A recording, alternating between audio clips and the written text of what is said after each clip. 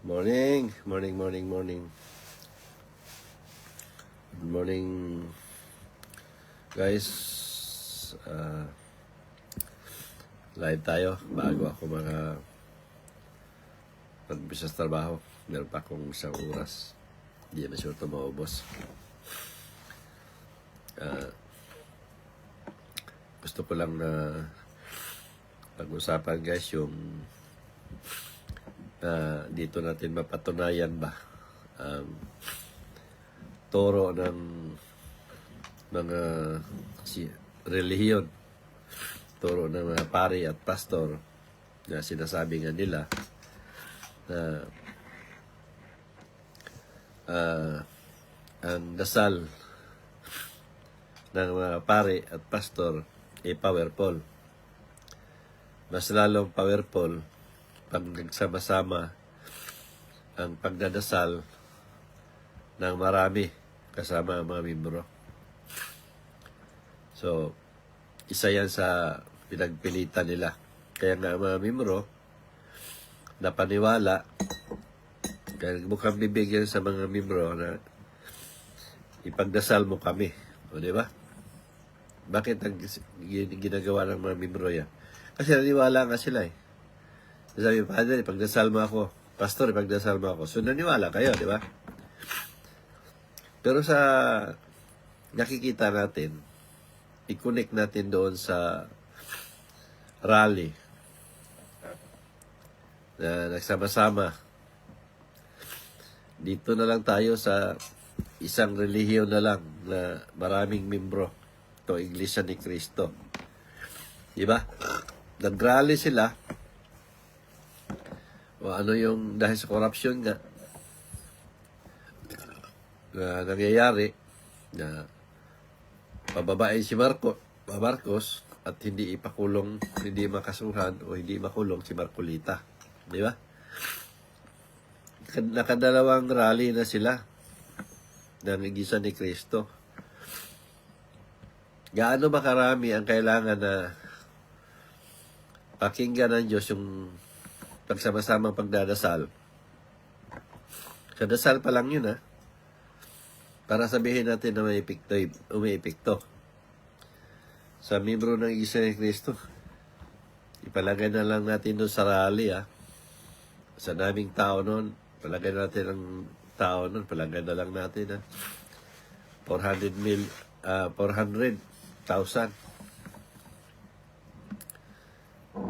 Ngayon, sabihin na lang natin, 100,000 na lang yung sa Iglesia ni Cristo. Laki ng tawad nyo doon. Gaano ba karami ang kailangan ng magkamasamang pagdadasal para makinggan ng Diyos yung dasal ninyo? Di ba? Nakadalawang rally na kayo. Nagsama-sama. How much more pa kaya? Nag-rally na kayo physically, nagsama-sama. At the same time, nagsama-sama din kayo magdasal o manalangin na bababa si Marcos at makulong ang mga sangkot sa korupsyon, at the same time, hindi kasuhan o hindi makulong si Marcolita. Isa siya sa Iglesia ni Cristo. So dito pa lang, para lang kayong kumuha ng bato at pinukpok sa ulo ninyo. Di ba? Kasi yun yung paniniwala ninyo na powerful ang dasal ninyo Powerful ang dasal ng pastor ninyo. At powerful lang pagsama-sama ng pagdadasal ninyo. So dito, nawalang saysay lahat. Physically, nagsama-sama kayo, hindi pinakinggan ni Marcos. Di ba? Kung pagdadasal naman, sa dami ninyong simbahan, sa dami ninyong membro, pinagmalaki ni Manalo na 5 million kayong membro sa Iglesia ni Cristo. Sa 5 million, di pa ba sapat yun? Sabihin ninyong ang dami ninyong magdasal para hindi makasuhan at hindi makulong si Marcolita. Di ba? So ito yung sinasabi ko sa inyo na walang saysay ang turo ng mga pare at pastor ninyo na ang pagsama-sama, ang pagdadasal ay pakinggan ng Diyos. Bakit ako, guys? Isang dasal ko lang, ako lang mag-isa. Bakit pinapakinggan ng Diyos? Ako lang mag-iisa humihingi kung anong meron sa isang tao. Bakit ipakita ng Diyos? Di ba? Bakit ako lang mag-isa? Sinasabi ko na, best friend, palikuin mo ang bagyong Butsoy. Bakit lumigo ang bagyong Butsoy? Di ba? Hindi na sabihin ng pagkataon. Dahil yung sa bagyong Douglas, ganun din. Humingi ako na paralikuin ang bagyong Douglas dahil nandoon si Kimiski sa Hawaii, nandoon ang tumbok. Lumiko ang bagyong Douglas. Hindi lang yun, meron pang isa dito sa Cagayan de Oro. Dahil kay Jonah, na sinabi ko na likuin ko na akyat ang bagyo dito doon sa Iligan yan maglanding. Nangyari din. Kasi ang ano nila dito sa Cagayan ang ang landing paglandfall ang bagyo. Bakit nangyari din? So imposible naman yan nagkataon sa tatlo na yun at marami pa. Di ba? Bakit ako lamang isa? Bakit pinakinggan ng Diyos? Na hindi ba ako nagtuturo na ang dasal ko ay powerful? Di ba?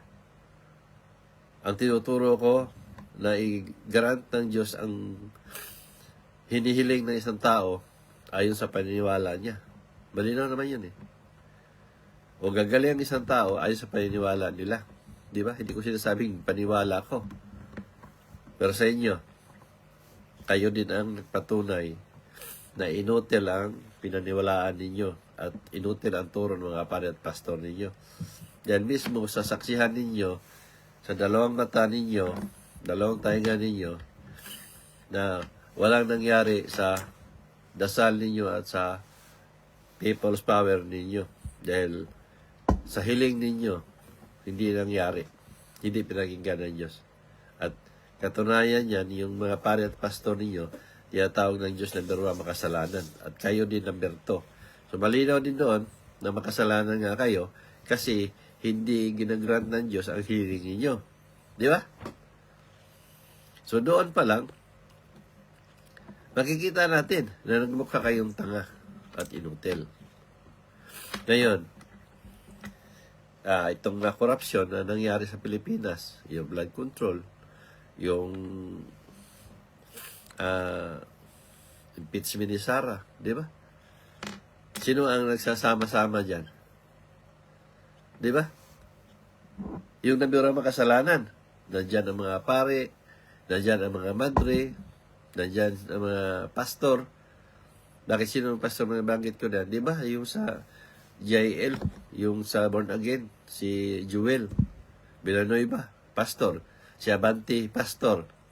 Yes, Plabi, pare.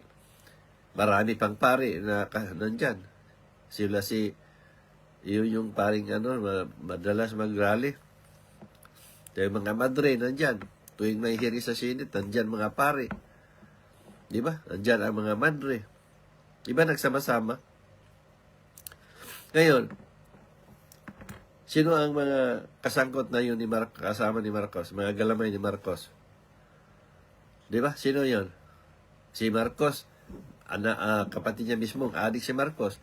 Kahit naman hindi aamin si Marcos, daw si Marcos magsalita. Kahit di pa sabihin ni Amy, makikita mo daw si Marcos magsalita. Hindi kagalang-galang at wala talagang direksyon yung sinasabi niya. Di ba? So doon pa lang, mapatunayan natin na gumagamit talaga siya.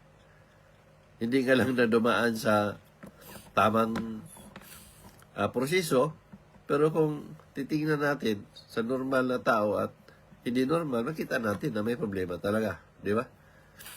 Ngayon, sino ang mga galamay nila? Di ba? Sila Soto. Sila ni Lacson.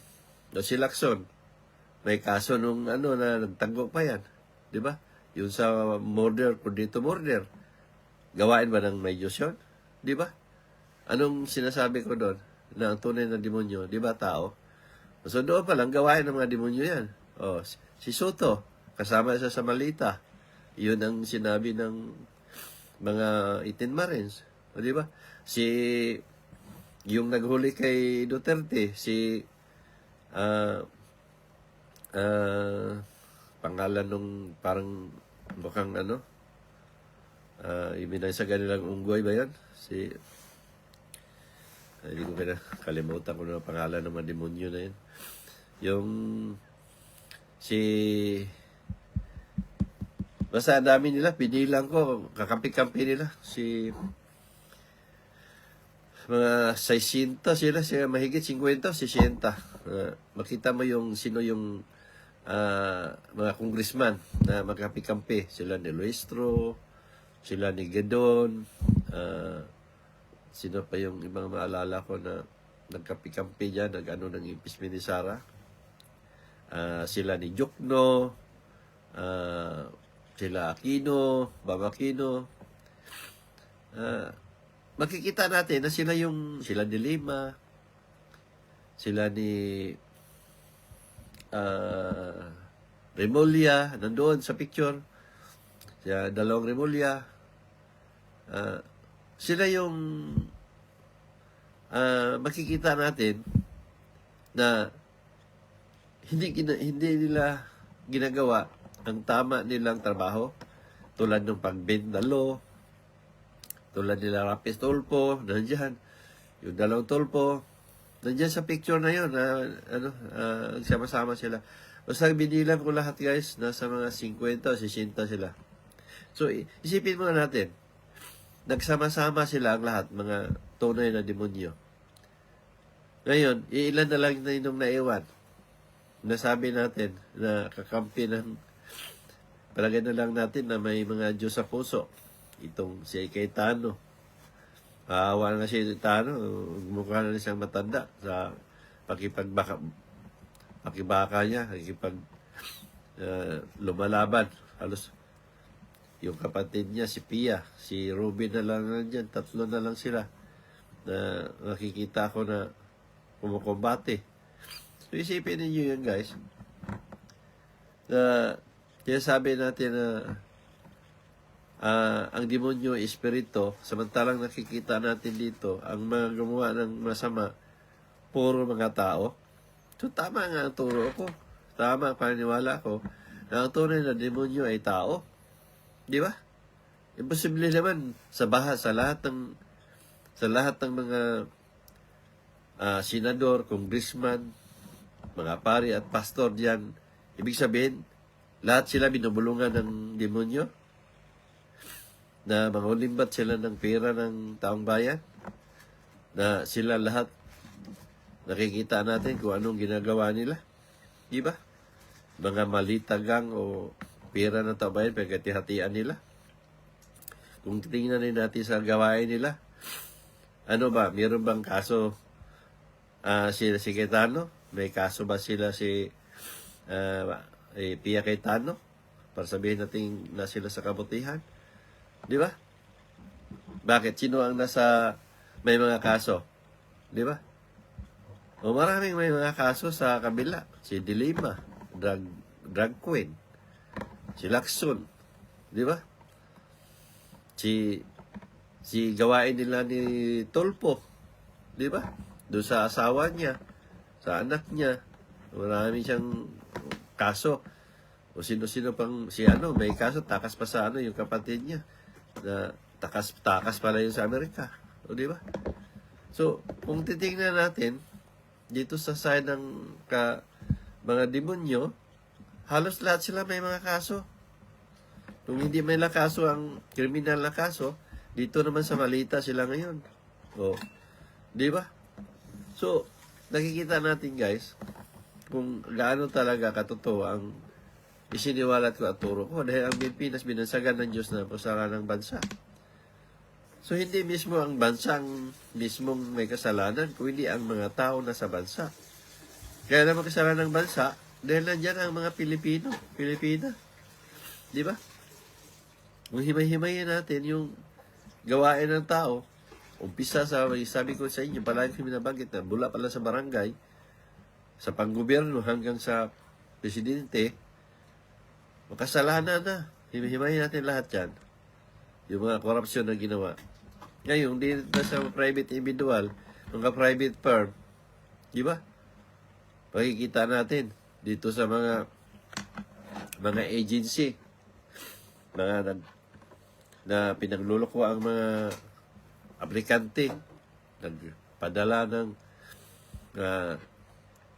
tawag natin human trafficking. Di ba? May private firm ng mga ahensya na di ka pwede kumukuha ng mga papilis ng walang padulas. Di ba? Yung mga private na iba pang establishment, ganun din. Kailangan ng mga padulas. Yung mga government na natin, mga ahensya, yung mga pulis, paano manghuli, kasangkot sa droga, kasangkot sa kidnapping, kasangkot sa krimen, kung ano-ano pa. Mga LTO din natin, di ba? Manghuli na wala sa tamang sunod sa batas. Mga pagkuha ng license, mga lagayan pa, di ba? Mga ang daming sa mga permit diyan sa mga mayor na side na tumutulad ng kuha nila ng patupad ng batas sa mismong siyudad. Di ba? Yung mga lagayan dyan na sa bawat nakaupo o nakapwesto sa palengke. Di ba? May mga lagay na binubulsa. Yung mga taxis o ano man. Di ba? Hindi naman kayo isa-isahin yan. Pero nakikita natin sa pang-araw-araw na gawa ng tao na maraming nagreklamo, nag-so ganyan-ganyan. Madami. Di ba? Tapos, punta na tayo sa barangay. O, yung mga siwa dyan sa barangay na yan, na may mga ayuda na hindi makapunta mismo doon sa taong para sa kanya. Kasi, kinokontrol lang ng asiwa. Kung hindi ka kilala, kawawa ka. Pag hindi ka malapit sa puso, kawawa ka. Di ba? Ayun, magtalamak yan eh. Yan, totoo talaga lahat yan. Ngayon, kung sasabihin natin na i-ano natin lahat yan, isa-isahin natin yan, nandoon yung sinabi ng Diyos na ang Pilipinas, tinatawag kong makasalan ng bansa. Di ba? So, totoo talaga na may Diyos akong kausap. Dahil ito yung nakikita natin eh. Di ba? So, wala na. Sure na. Di ba? Ano? Magreklamo kayo? Sasabihin nyo ako, false prophet? Di ba?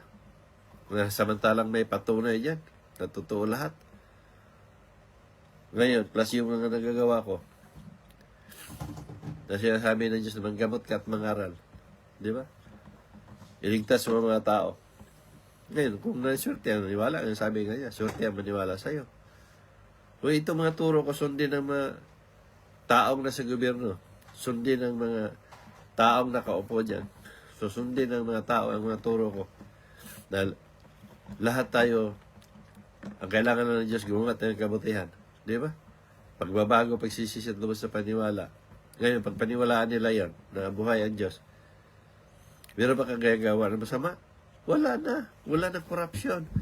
Wala nang mamatay tao. Wala na magnanakaw. Wala na magsamantala. Di ba? Lahat naging matino na tayo. Tahimik tayo.